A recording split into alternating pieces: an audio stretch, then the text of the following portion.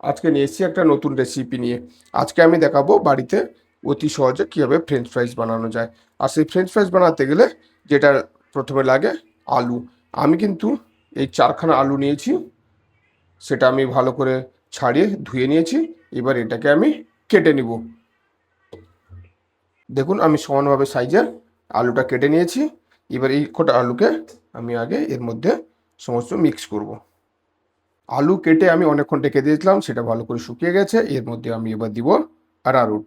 আমি এর মধ্যে 3 চামচ অ্যারারুট দিব। এরপরে আমি দিব যেটা কাশ্মীরি লাল লঙ্কা গুঁড়ো কালারের জন্য।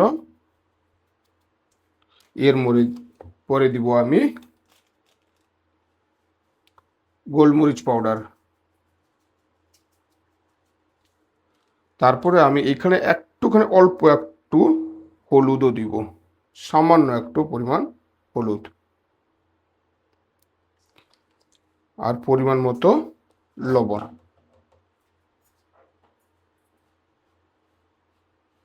এবার এটাকে আমি ভালো করে মিক্স করব।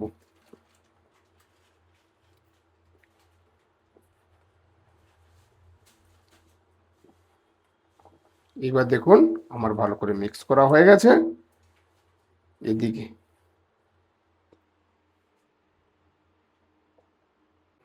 এদিকে আমি কড়াই বসিয়ে দিয়েছি, কড়াইতে তেলও কিন্তু আমার গরম হয়ে গেছে। এইবার আমি আস্তে আস্তে করে আলুগুলো ছেড়ে দিব।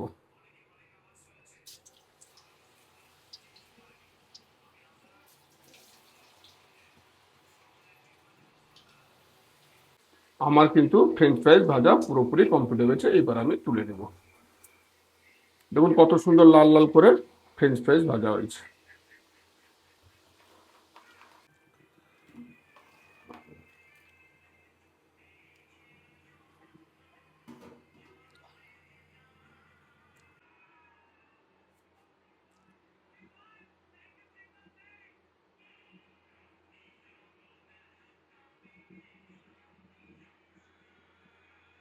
এখন আমরা 3জন সন্ধ্যেবেলা বসে গেছি ফ্রেঞ্চ ফ্রাইজ নিয়ে খেতে।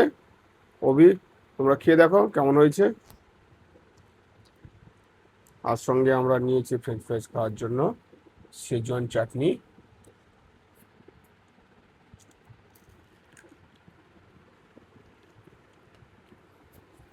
ভালো হয়েছে।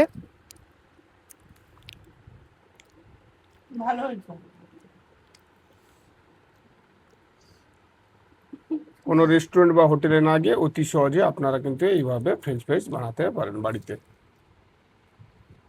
আর আমার এই রেসিপি বা এই প্রচেষ্টা আপনাদের কেমন লাগলো অতি অবশ্যই কমেন্ট করে জানাবেন।